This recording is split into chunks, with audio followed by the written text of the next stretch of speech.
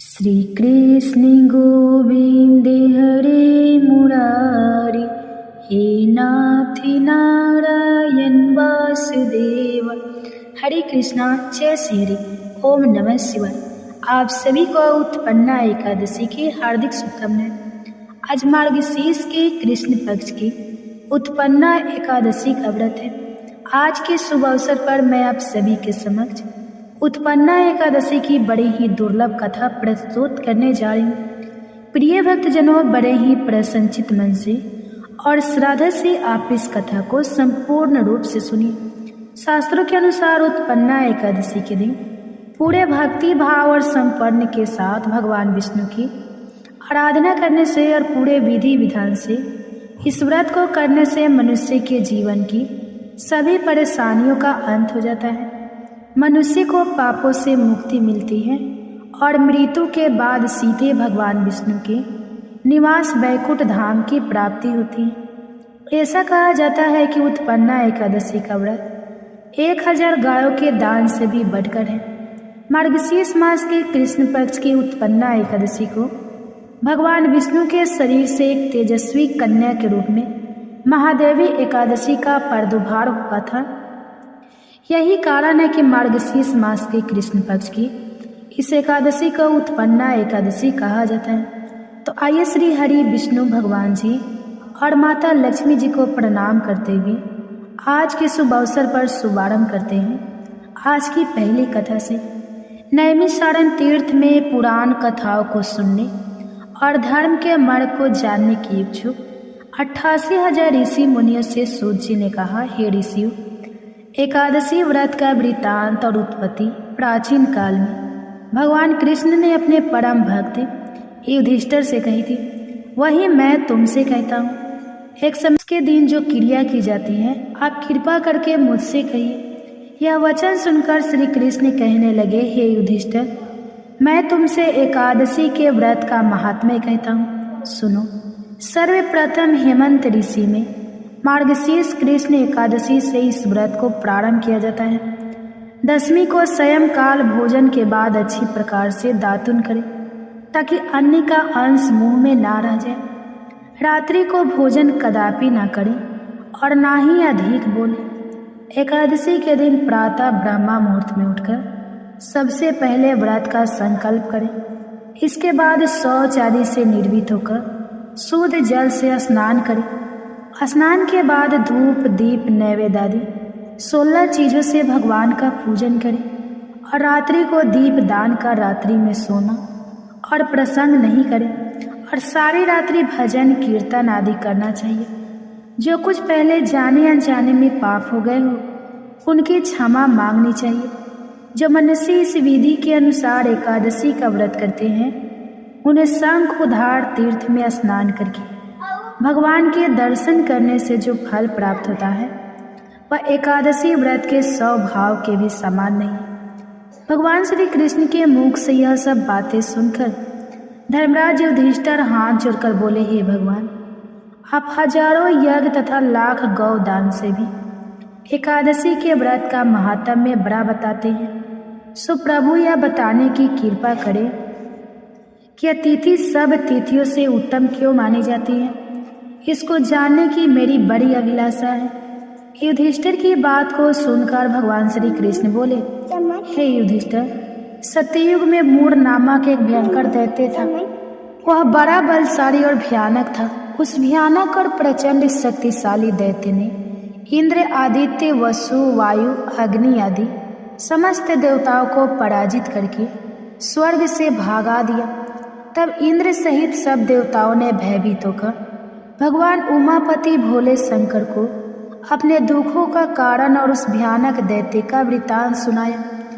देवता हाथ जोड़कर बोले, हे कैलाशवासी अविनाशी, मूढ़ दैत्य के भय से भयभीत होकर समस्त देवी देवता बेचैन हुए। मृत्यु लोक में मारे मारे फिर रहे समस्त सूर समाज को बेचैन देखकर और उनकी अनन्य विनय सुनकर भगवान बोले, भंडारी बोले, हे देवताओं, तीनों लोगों के स्वामी और भक्तों के समस्त दुखों का विनाश करने वाले भगवान विष्णु के शरण में जाओ।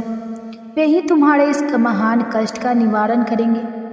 भगवान शिव जी की यह बात सुनकर इंद्र आदि समस्त देवता एकत्रित होकर क्षीर सागर, जहाँ शेषनाग की सैया पर भगवान कमलापति शयन कर रहे थे, वहाँ जा पहुँचे। वहाँ पहुंचकर भगवान विष्णु को सोते हुए देखकर सभी देवता हाथ जोड़कर और नतमस्तक होकर स्तुति तथा विनती करने लगे। देवताओं ने कहा, हे शंख चक्र, गदा, पग तथा वनमालाओं से अलंकृत देवाधिदेव, हे देवताओं द्वारा स्तुति करने योग्य आपको कोटि कोटि प्रणाम है। हे सूर नर मुनि जन की रक्षा करने वाले महाप्रभु, आपको बारंबार नमस्कार है। हे दया के धाम प्रभु, आप हमारी रक्षा कीजिए। दैत्यों से भयभीत होकर हम आपकी शरण आए हैं। आप ही इस समस्त ब्रह्मांड के कर्ता धर्ता और माता पिता हैं। आप ही उत्पत्ति और पालन करता तथा संहार करने वाले और सबको शांति प्रदान करने वाले हैं। आकाश और पाताल भी आप ही हैं। आप ही हम सबके पितामह, सूर्य, चंद्र, अग्नि, वायु, ब्रह्मा, हव्य, कभू भी आप ही हैं। आप सर्वव्यापक हैं। आपके अतिरिक्त चर अचर कुछ भी नहीं है। हे महाप्रभु, दैत्य मूढ़ ने हमें पराजित करके स्वर्ग से भगा दिया। हम सब देवता इधर उधर मारे मारे फिर रहे हैं। सो हे मधुसूदन, आप उन दैत्यों से हम सबकी रक्षा कीजिए। देवताओं की विनती सुनकर भगवान कमलापति बोले, हे सुरु, ऐसा मायावी दैत्य कौन है? उसमें ऐसा कितना बल है? वह किसकी आश्रय है तथा वह कहाँ रहता है? यह सब मुझसे कहो। भगवान विष्णु की यह बात सुनकर देवराज इंद्र बोले, हे प्रभु, प्राचीन काल में नारी जंद नाम का एक राक्षस था। उसी का पुत्र महाबलशाली महाप्रक्रमी विश्व विख्यात मूढ़ नाम का दैत्य है। वह चंद्रावती नामक नगरी में रहता है। उस महाअसुर ने समस्त देवताओं को स्वर्ग से निकाल के अपना अधिकार कर लिया है।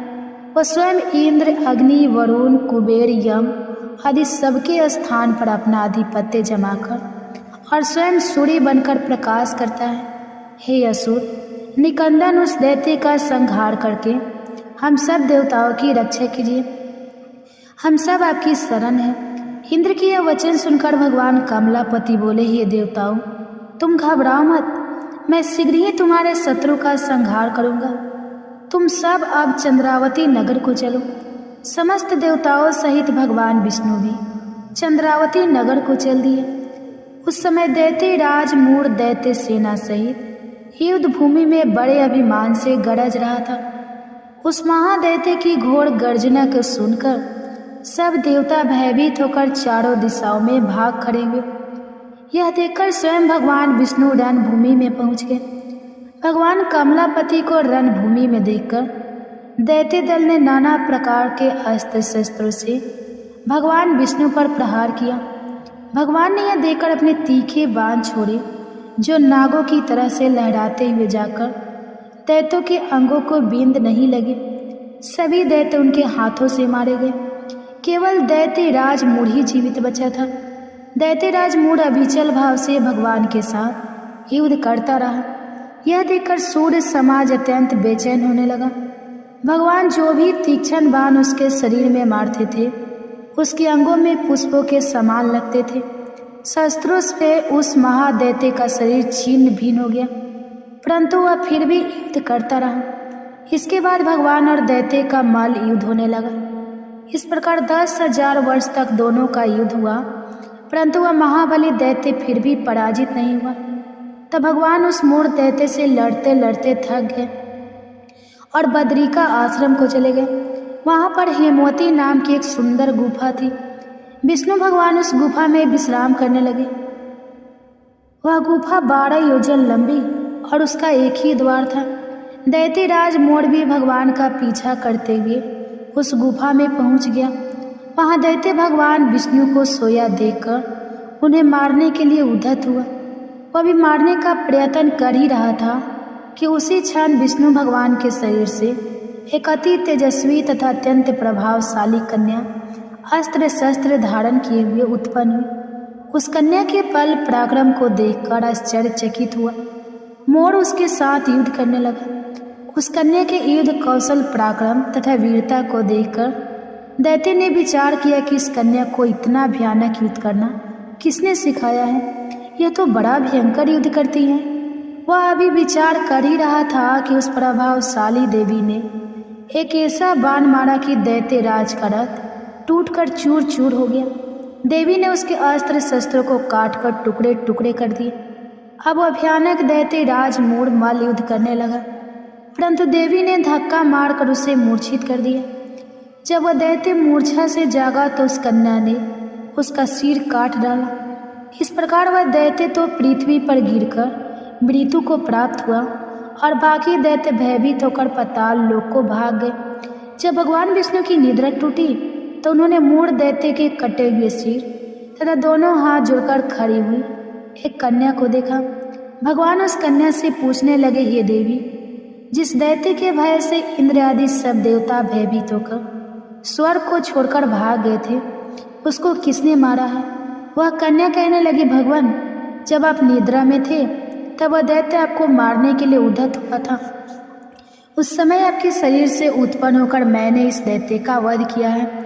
यह सुनकर भगवान बोले, हे देवी, तुमने इस दैत्य को मारकर देवताओं का महान उपकार किया है, अतः तुम इसका इच्छा अनुसार वर मांगो। तब वह देवी बोली, भगवान, यदि आप मुझे वरदान देना ही चाहते हैं तो यह दीजिए कि जो मेरा व्रत करे उसके सब पाप नष्ट हो जाए और वह अंत में मोक्ष को प्राप्त हो। रात्रि को भोजन करने वाले को आधा फल और एक भोजन करे उसको भी आधा फल प्राप्त हो। जो मनुष्य भक्ति पूर्वक मेरे व्रत को करे वह निश्चय ही आपके लोक को प्राप्त हो। जो कोई मेरे व्रत में एक बार भी भोजन न करे उसको धर्म, धन और मुक्ति प्राप्त हो। भगवान ने कहा, हे कल्याणी, ऐसा ही होगा। मेरे और तुम्हारे भक्त एक ही होंगे और वे जीवन में सभी सुखों का प्राप्त कर तथा अंत में मेरे लोक को प्राप्त होंगे, क्योंकि तुम एकादशी को उत्पन्न हुई हो, अतः तुम्हारा नाम एकादशी होगा। तुम मुझे सब तिथियों से प्रिय हो, इस कारण तुम्हारे व्रत का फल सभी तीर्थों से अधिक फलदायी होगा। भगवान के ऐसे उत्तम वचनों को सुनकर वह देवी अत्यंत प्रसन्न हुई। भगवान कृष्ण ने आगे कहा, हे युधिष्ठिर, सब व्रतों में एकादशी व्रत का फल सर्वश्रेष्ठ है। एकादशी व्रत करने वालों को मैं मोक्ष पद देता हूँ, उसके शत्रुओं का नाश एवं समस्त विघ्नों को नष्ट करता हूँ। यह मैंने एकादशी की उत्पत्ति का सब वृत्तांत बताया है। एकादशी पापों को नष्ट करने वाला तथा सीधी देने वाली है। जो मनुष्य इस एकादशी महात्म्य को पढ़ता अथवा सुनता है उसको अश्वमेध यज्ञ का फल प्राप्त होता है। वह करोड़ों वर्ष तक विष्णु लोक में वास करता है और वहाँ भी उसका पूजन होता है। जो मनुष्य एकादशी महात्म के चौथाई भाग को पढ़ता है उसके सभी पाप नष्ट हो जाते हैं।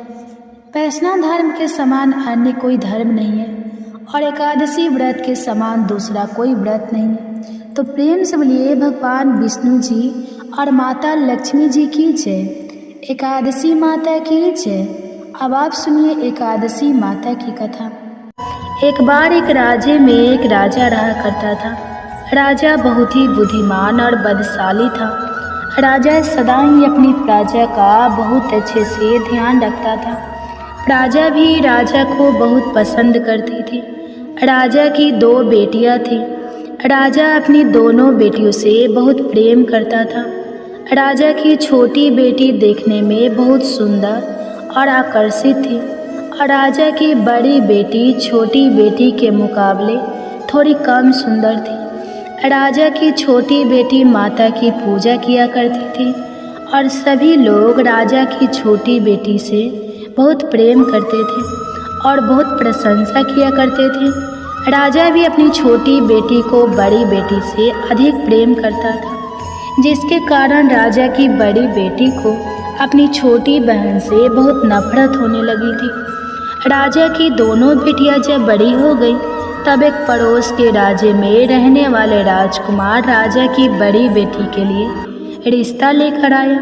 लेकिन जैसे ही उस राजकुमार की नज़रें राजा की छोटी बेटी पर पड़ी तो वह राजकुमार राजा की छोटी बेटी पर आकर्षित हो गया और छोटी बेटी से पहली नज़र में प्रेम करने लगा।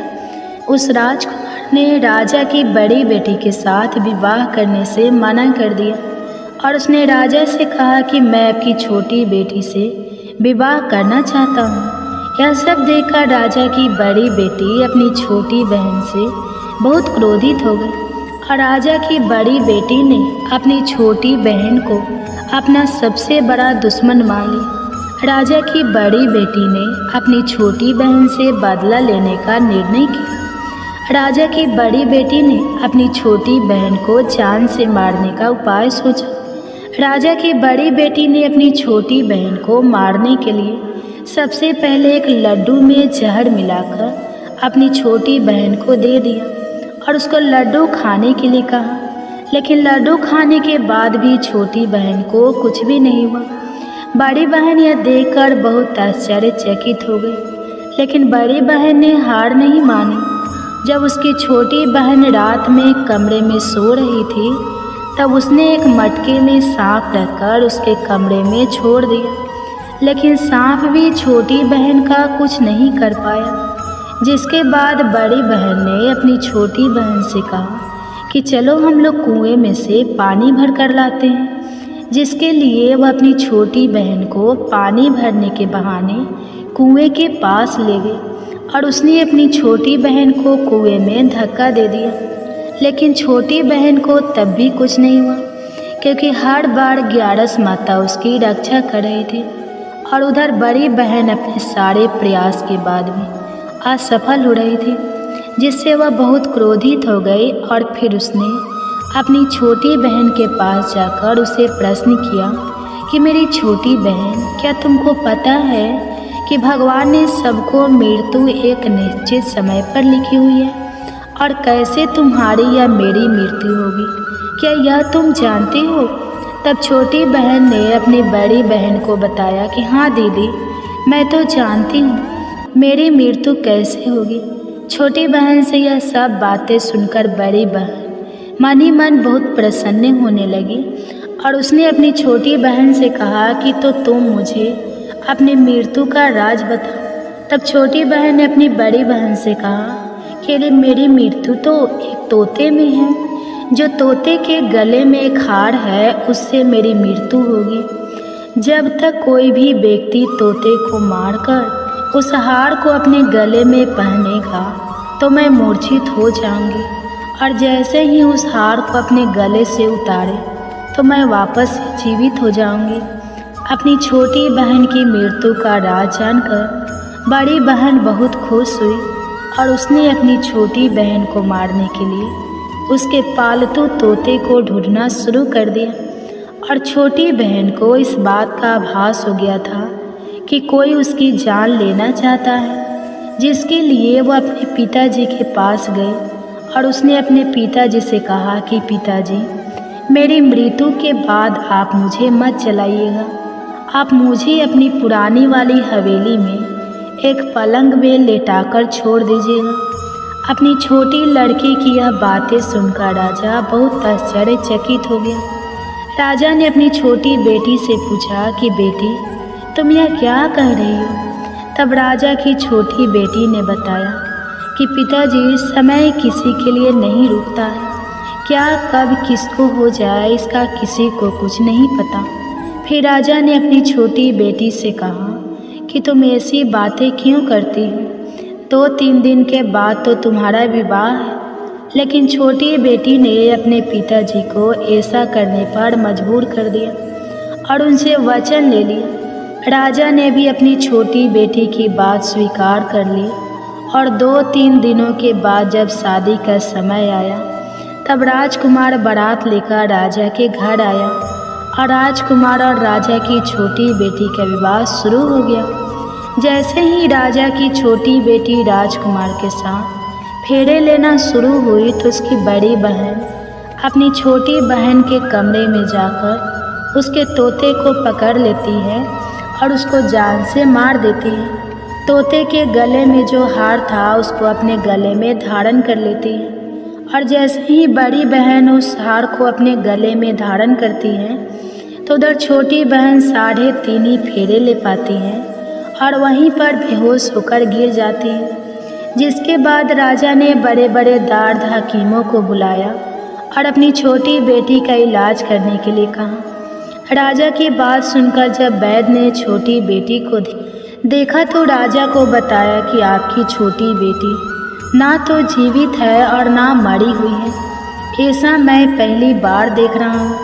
राजा ने वैद्य और हाकिम को यह बात बाहर बताने से मना कर दिया और उनको कहा कि अगर तुमने यह बात किसी को बाहर बताई तो हम तुमको फांसी दे देंगे। अपनी छोटी बेटी को पुराने महल में जाकर एक पलंग में लेटा दिया और वहाँ पर कुछ सैनिकों को तैनात कर दिया। इसके बाद राजा वापस अपने महल पर आ गया। राजा की बड़ी बेटी अपने पिताजी के पास आई और कहने लगी कि पिताजी, अगर यह शादी संपन्न नहीं हुई तो आपकी इज्जत का क्या होगा?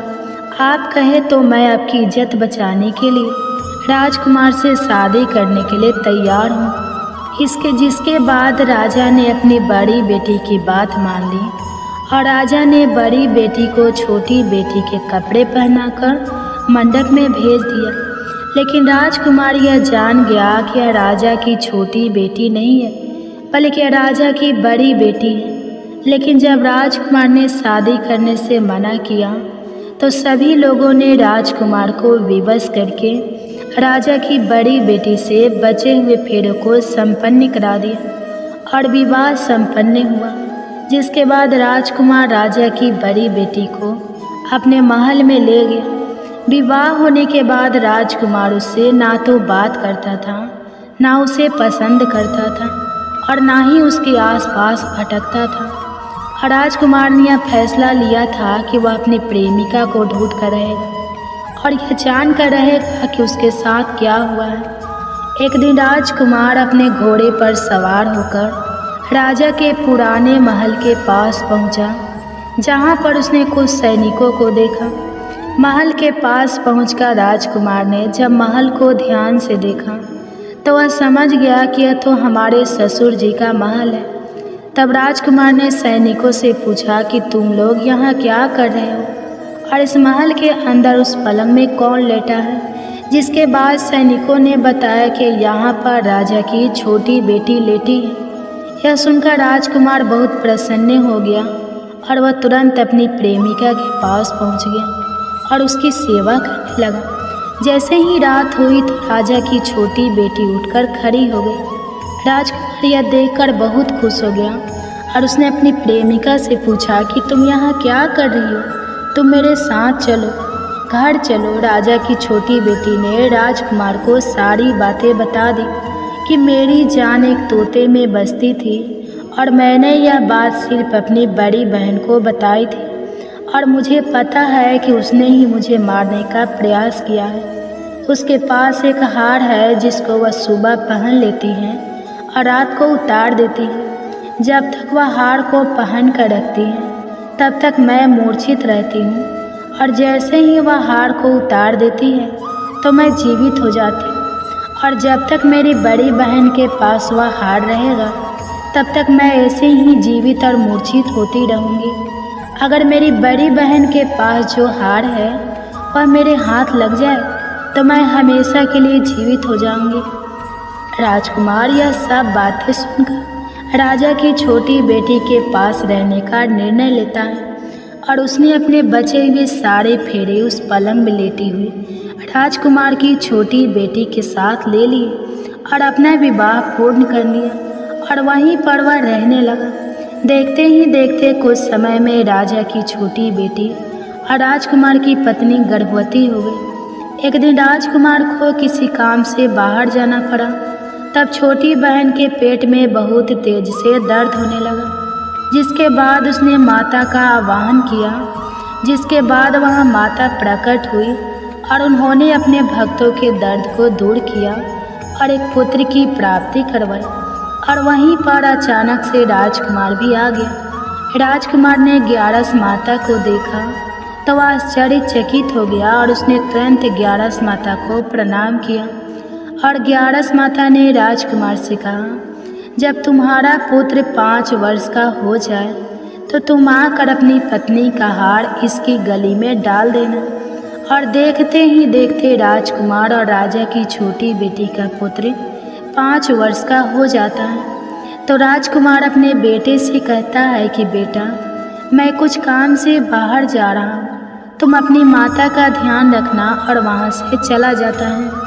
राजा को बाहर निकलता देखकर बड़ी बहन के सैनिक देख लेते हैं और बड़ी बहन को जाकर सारी बातें बता देते हैं। जिसके बाद बड़ी बहन अपनी छोटी बहन के पुत्र को वहाँ से उठवा लेती है और उसको मरवा देती है। छोटी बेटी के पुत्र के 2 टुकड़े करवा देती है। पहला टुकड़ा चक्के के पास छुपा देती हैं और दूसरा टुकड़ा अपने पलंग के नीचे रख लेती है। अब 11 माता भिखारी का रूप लेकर आती हैं और एक भिखारी का रूप रखकर बड़ी बहन के पास चली जाती है। जिसके बाद वहाँ पर भिक्षा मांगने लगती है। तो बड़ी बहन अपने सैनिकों से कहती है कि जाकर भिक्षा दे दो। लेकिन जैसे ही नौकर 11 माता को भिक्षा देने के लिए आते हैं तो माता उन्हें मना कर देती है और कहती है कि मैं तुम्हारी महारानी से ही भिक्षा लूँगी। जिसके बाद बड़ी बहन स्वयं ही भिक्षा देने के लिए माता के पास आती है।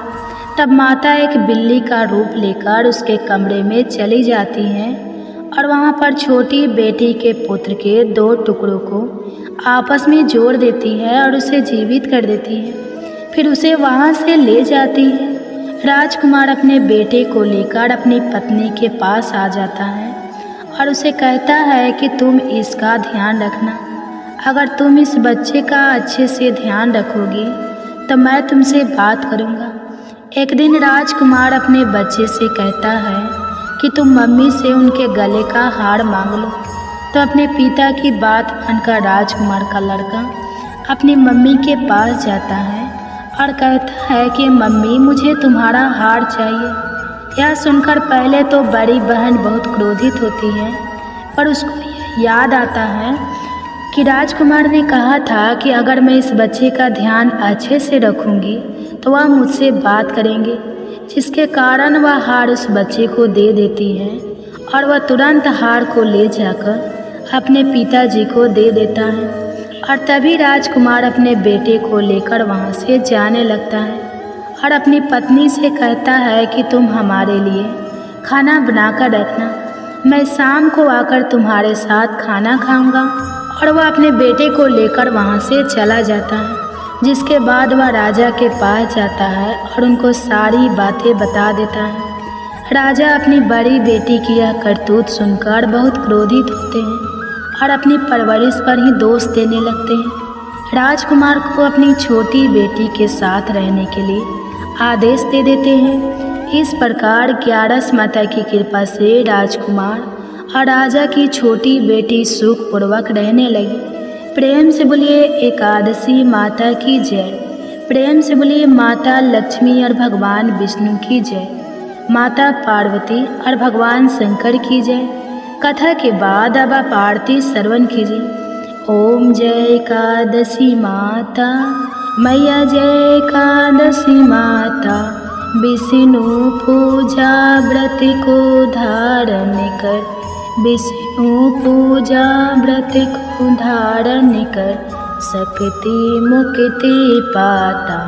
ओम जय एकादशी माता, तेरे नाम गिना देवी, भक्ति प्रदान करनी, मैया भक्ति प्रदान करनी, गण गौरव की देनी, गण गौरव की देनी, माता शास्त्र में वर्णी, माता शास्त्र में वर्णी। ओम जय एकादशी माता, मार्गशीर्ष की कृष्ण पक्ष की उत्पन्न विश्वरणी, जनमी मैया उत्पन्न विश्व तारे जनमी, शुक्ल पक्ष में हुई मोक्षदा, शुक्ल पक्ष में हुई मोक्षदा, मुक्ति दाता बन आई। ओम जय एकादशी माता, पौष की कृष्ण पक्ष की सफला नामक है, सफला नामक है, शुक्ल पक्ष में होए पुत्रदा आनंद अधिक रहे। ओम जय एकादशी माता नाम सटितिला माघ मास में कृष्ण पक्ष आवे मैया कृष्ण पक्ष आवे। शुक्ल पक्ष में जया कहावे शुक्ल पक्ष जया कहावे विजय सदा पावे। ओम जय एकादशी माता विजया फागुन कृष्ण पक्ष में शुक्ला आमल की मैया शुक्ला आमल की मैया पापे मोचनी कृष्ण पक्ष में चैत्र महाबली की। ओम जय एकादशी माता चैत शुक्ल में नामे कमदा धन देने वाली मैया धन देने वाली मैया। नाम बरुथिनी कृष्ण पक्ष में नाम बरुथिनी कृष्ण पक्ष में बैसाखी माह वाली। ओम जय एकादशी माता शुक्ल पक्ष में हुई मोहिनी अक्षय कृष्ण पक्ष राना में निर्जला सब सुख करने नाम निर्जला सब सुख करने शुक्ल पक्ष रखी। ओम जय एकादशी माता योगिनी नाम आषाढ़ में जानो कृष्ण पक्ष करनी देवसैनी नाम कहाओ शुक्ल पक्ष धरनी। ओम जय एकादशी माता कामिका श्रावण मास में आवे कृष्ण पक्ष कहिए श्रावण शुक्ला होए पवित्र आनंद से रहिए। ओम जय एकादशी माता आजा भाद्रपद कृष्ण पक्ष की परिवर्तन शुक्ला इंद्र आश्विनी कृष्ण पक्ष में इंद्र आश्विनी कृष्ण पक्ष में भवसागर निकला। ओम जय एकादशी माता पापे कुंसा शुक्ल पक्ष में आपे हरण हारी रामा माँ कार्तिक में आवे सुखदायक भारी। ओम जय एकादशी माता देवोथिनी शुक्ल पक्ष की दुख ना सके मैया दुख ना सके मैया पावन मास में करू विनती पावन मास में करू विनती पार करो नैया। ओम जय एकादशी माता परमा कृष्ण पक्ष में होती जन मंगल करनी मैया जन मंगल करनी मैया। शुक्ल मास में होए पगिनी शुक्ल मास में होए पगिनी दुख दरिद्र।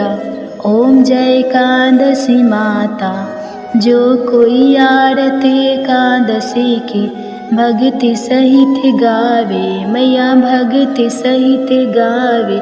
जन गुरु देता स्वर्ग का वासा जन गुरु देता स्वर्ग का वासा निश्चय वह पावे। ओम जय एकादशी माता ओम जय एकादशी माता ओम जय एकादशी माता। प्रेम से बोले एकादशी माता की जय। प्रेम से बोले लक्ष्मी नारायण भगवान जी की जय। आशा करती हूँ आप सभी का पुत्रदा एकादशी का व्रत सफल हो और भगवान श्री लक्ष्मी नारायण जी की कृपा आप और आपके पूरे परिवार पर सदा बनी रहे। आपको यह कथा पसंद आई हो तो वीडियो को लाइक करिएगा, शेयर करिएगा, कमेंट्स में भगवान श्री विष्णु जी और माता लक्ष्मी जी की जय लिखिएगा और चैनल को सब्सक्राइब कीजिएगा। जय श्री राधे राधे कृष्णा। प्रिय श्रोताओं, एकादशी के दिन एकादशी व्रत कथा के साथ ही 11 माता की कथा की भी अवश्य ही सुननी चाहिए। इससे व्रत का पूर्ण फल प्राप्त होता है। तो आइए सुनते हैं 11 माता की कथा। एकादशी भगवान श्री हरि विष्णु की साक्षात शक्ति है, जिस शक्ति ने उस असुर का वध किया जिससे भगवान भी जीत पाने में असमर्थ थे।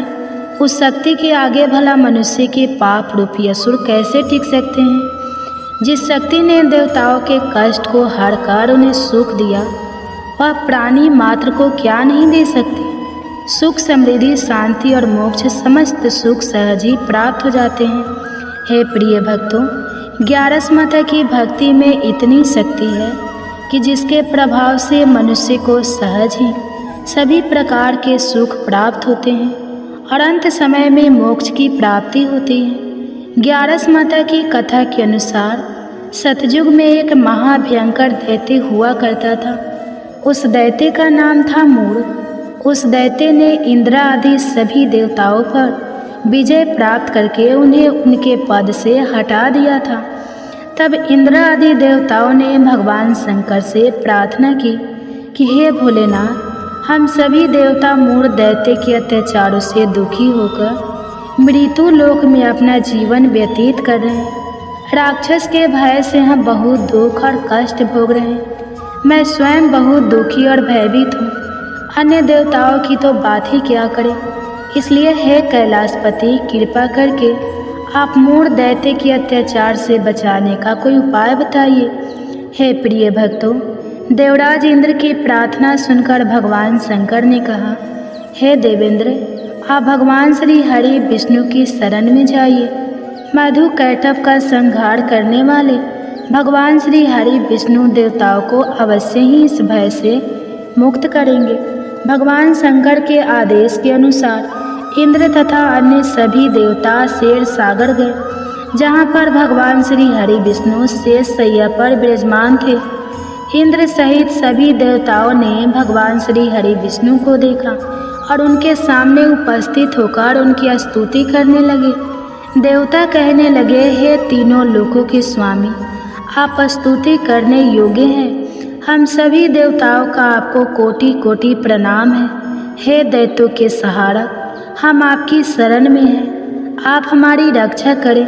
हे त्रिलोकपति, हम सभी देवता दैत्यों के अत्याचार से भयभीत होकर आपकी शरण में आए हैं। इस समय दैत्यों ने हमें स्वर्ग से निकाल दिया है और हम सभी देवता बड़ी ही दयनीय स्थिति में मृत्यु लोक में घूम रहे हैं। अब आप ही हमारे रक्षक हैं, हमारी रक्षा करें। हे जगन्नाथ, आप हमारी रक्षा करें। देवताओं की करुण पुकार सुनकर भगवान श्री हरि विष्णु बोले, हे देवगण, कौन सा दैत्य है जिसने देवताओं को जीत लिया है? आप सभी देवक किसके भय से पृथ्वी लोक में भटक रहे हैं? क्या वह दैत्य इतना बलवान है जिसने इंद्र सहित सभी देवताओं को जीत लिया है? तुम निर्भय होकर मुझे सब हाल बताओ।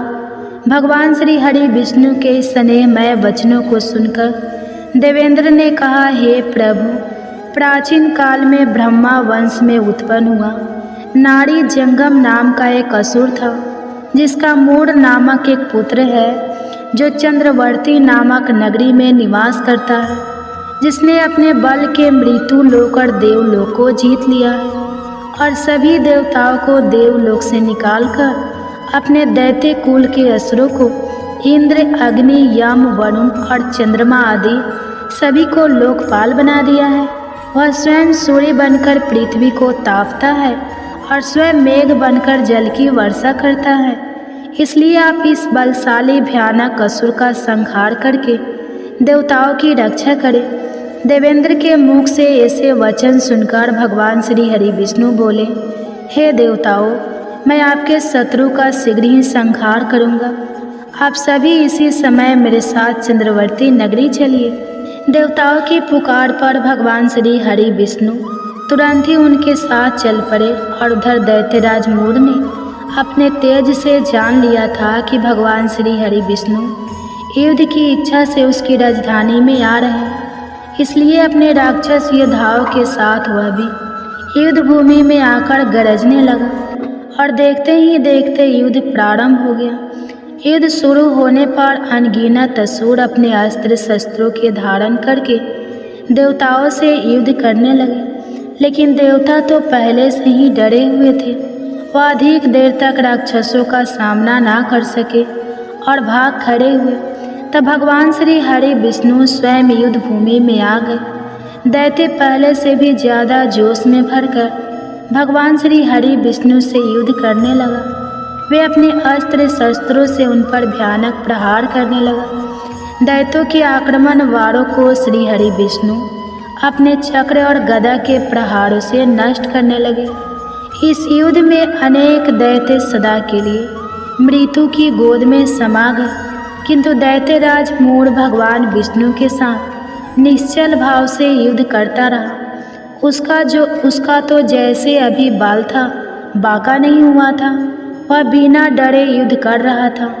भगवान विष्णु मूर्ख को मारने के लिए जिन जिन शास्त्रों का प्रयोग करते, वे सब उसके तेज से नष्ट होकर उस पर पुष्पों के समान गिरने लगते। अनेक अस्त्र शस्त्रों का प्रयोग करने पर भी भगवान श्री हरि विष्णु उससे जीत ना सके। तब वे आपस में मिल युद्ध करने लगे। भगवान श्री हरि विष्णु ससुर से देवताओं के लिए सहस्त्र वर्षों तक युद्ध करते रहे, किंतु ससुर से जीत ना सके।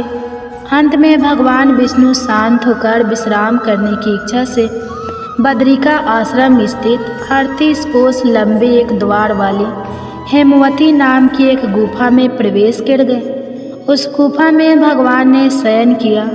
भगवान विष्णु के पीछे वह दैत्य भी चला गया। भगवान श्री हरि विष्णु को सोता हुआ देखकर वह दैत्य उन्हें मारने को तैयार हुआ। वह सोच रहा था कि आज तो मैं अपने चीर शत्रु को मारकर हमेशा हमेशा के लिए निशक्तंठ हो जाऊंगा, लेकिन उसकी यह इच्छा पूर्ण ना हो सकी, क्योंकि उसी समय भगवान श्री हरि विष्णु की देह से एक दिव्य वस्त्र धारण किए हुए एक अत्यंत मोहिनी देवी उत्पन्न और राक्षस को ललकार कर उससे युद्ध करने लगी। उस देवी को देखकर राक्षस को घोर आश्चर्य हुआ और वह सोचने लगा कि यह ऐसी दिव्य कन्या कहाँ से उत्पन्न हुई, और फिर वह असुर उस कन्या से लगातार युद्ध करता रहा। कुछ समय बीतने पर उस देवी ने क्रोध में आकर उस दैत्य के अस्त्र शस्त्रों के टुकड़े टुकड़े कर दिए।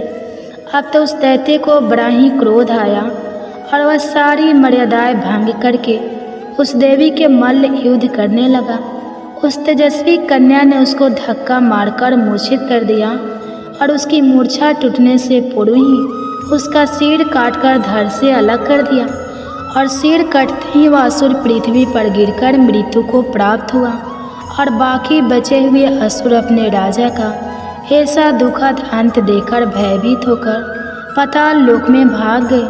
भगवान श्री हरि विष्णु जब निद्रा से जागे तो उस असुर को मरा हुआ देखकर उन्हें घोर आश्चर्य हुआ और वे सोचने लगे कि इस महाबली को किसने मारा है।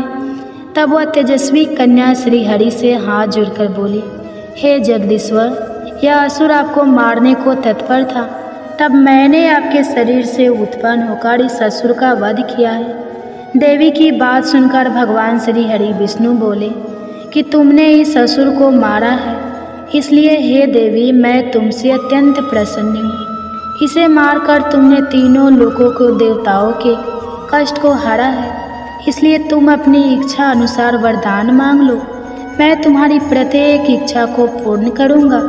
भगवान की बात सुनकर वह देवी बोली कि हे प्रभु, मुझे यह वरदान दीजिए कि जो भी मनुष्य या देव मेरा व्रत करे उसके सभी पाप नष्ट हो जाए और अंत में उसे स्वर्ग लोक की प्राप्ति हो। मेरे व्रत का आधा फल रात्रि को मिले और उसका आधा फल एक समय भोजन करने वाले को मिले।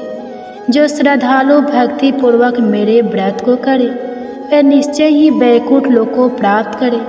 जो मनुष्य मेरे व्रत में दिन तथा रात्रि को एक बार भोजन करे वह धन धान्य से भरपूर रहे। कृपा करके मुझे ऐसा वरदान दीजिए। भगवान श्री हरि विष्णु ने कहा, हे देवी, ऐसा ही होगा। मेरे और तुम्हारे भक्त एक ही होंगे और अंत में संसार में प्रसिद्धि को प्राप्त होकर मेरे लोक को प्राप्त करेंगे। हे कल्याणी, तुम एकादशी को पैदा हुई हो, इसलिए तुम्हारा नाम भी एकादशी हुआ, तथा जो मनुष्य इस दिन व्रत करेंगे उनके समस्त पापों समूल नष्ट हो जाएंगे। तुम मेरे लिए अब तीज, अष्टमी, नवमी और 14 से भी अधिक प्रिय हो। तुम्हारे व्रत का फल सभी तीर्थों के फल से भी महान होगा। यह मेरा अष्टांग का कथन है। इतना कहकर भगवान श्री हरि विष्णु उसी स्थान पर अंतर ध्यान हो गए। तो सभी प्रेम से बोलिए एकादशी माता और विष्णु भगवान की जय। हे प्रिय भक्ति, तो आइए अब सभी मनोकामनाओं को पूर्ण करने वाली तुलसी माता की बड़ी ही पावन कथा को सुनते हैं। एक बार एक गांव में एक बुजुर्ग महिला रहा करती थी। वह प्रतिदिन पूजा पाठ किया करती थी। वह रोज तुलसी माँ की पूजा करती थी और वह बुजुर्ग महिला रोज तुलसी माता से कहती, हे तुलसी माँ, तुम मुझे बहू दे, पीताम्बर की धोती दे, मीठा मीठा घास दे, बैकुंठ में वास दे, चटक की चाल दे, पटक की मौत दे, चंदन का काठ दे, रानी का काज दे, दाल भात का भोजन दे, ग्यारस की मौत दे और कृष्ण जी का कंधा दे। वह बुजुर्ग महिला हर महीने में तुलसी माता की रोज पूजा करती थी और उनके बिरले को रोज सींचती थी। तुलसी माता बुजुर्ग महिला की बात सुनकर धीरे धीरे सूखने लगी। तभी भगवान श्री कृष्ण जी ने देखा कि तुलसी माता सूख रही है और तभी एक दिन भगवान श्री कृष्ण तुलसी माता जी के पास प्रकट हुए और भगवान श्री कृष्ण जी ने तुलसी माता से पूछा, तुम क्यों सूख रही हो? सभी महिलाएं तुम्हारी पूजा करती है और तुमको रोज सींचती है, लेकिन फिर भी तुम सूखती जा रही हो, इसका कारण क्या है? जिसके बाद तुलसी माता ने भगवान श्री कृष्ण जी से कहा कि हे प्रभु, एक बुजुर्ग महिला मेरे पास रोज आती है और रोज एक ही बात बोलती है कि हे तुलसी माता, सबकी दाता मैं तेरा बिरला सींचती हूँ, तो मुझे बहू दे, पीताम्बर की धोती दे, मीठा मीठा घास दे, बैकुंठ में वास दे, चटक की चाल दे, पटक की मौत दे, चंदन का काठ दे, रानी सर राज दे, दाल भात का भोजन दे, ग्यारस की मौत दे और कृष्ण जी का कंधा दे। मैं उस बुजुर्ग महिला की सारी मनोकामनाएं पूरी कर सकती हूँ, लेकिन उसकी एक मनोकामना पूरी नहीं कर सकती। मैं कृष्ण जी का कंधा कहाँ से दूंगी? भगवान श्री कृष्ण जी तुलसी माता की यह बात सुनकर जोर जोर से हंसने लगे और फिर भगवान श्री कृष्ण जी ने तुलसी माता जी से कहा कि तुम चिंता मत करो, जब वह बुजुर्ग महिला की मृत्यु होगी तब मौके पर मैं और आप ही कंधा दे देंगे। आप सुबह जब वह पूजा करने आए तब कह देना कि सब कुछ तुम्हें मिल जाएगा। कुछ दिनों बाद वह वृद्ध महिला ठोकर खाकर रास्ते में गिर कर मर गई। पूरे गांव के सभी लोग आए और उस महिला को सभी लोग धर्मात्मा मानते थे। उसको तुलसी जी की डकुरी कहते थे। उसके परिवार में कोई भी नहीं था, इसलिए गांव वालों ने ही उसके अंतिम संस्कार करने की योजना बनाई और उसे नहलाकर जब बैकुंठी पर बैठाने के लिए उसे उठाने लगे तो उसका मृत शरीर इतना भारी हो गया था कि उसे कोई उठा नहीं पाया। यह सब देखकर वहाँ के सभी लोग तरह तरह की बातें करने लगे और कहने लगे कि यह इतना पूजा पाठ करती थी, हर समय माला फेरती थी, इसलिए यह इतनी भारी हो गई है। वही पूरे गांव में चर्चा होने लगी कि डोकरी माई कोई भक्ति नहीं करती थी या छल कपट करती थी। हम जिसे धर्मात्मा समझते थे वह पापी है जो कि किसी से भी नहीं उठ पा रही है। यह इसके कर्मों की सजा है। इधर भगवान ने सोचा कि मेरे भक्तों की निंदा हो रही है, इसलिए भगवान ने बूढ़े ब्राह्मण का वेश धारण करके वहाँ पर आए और वहाँ पर जितने भी लोग इकट्ठे हुए थे उनसे पूछने लगे कि यहाँ पर इतनी भीड़ क्यों लगी है, जिससे लोग कहने लगे कि यह डोकरी माई मर गई है और पाप इतना था कि इससे यह उठ ही नहीं पा रही है। सब उठाकर थक गए। तब ब्राह्मण जी ने कहा कि मुझे एक बार डोकरी के कानों में कहने दो, फिर वह देखो कैसे उठती है। तो सभी लोगों ने कहा कि आप भी प्रयास करके देख लीजिए। तब भगवान ने उस वृद्ध महिला के कानों में कहा कि हे डोकरी माई, देखो मैं आ गया।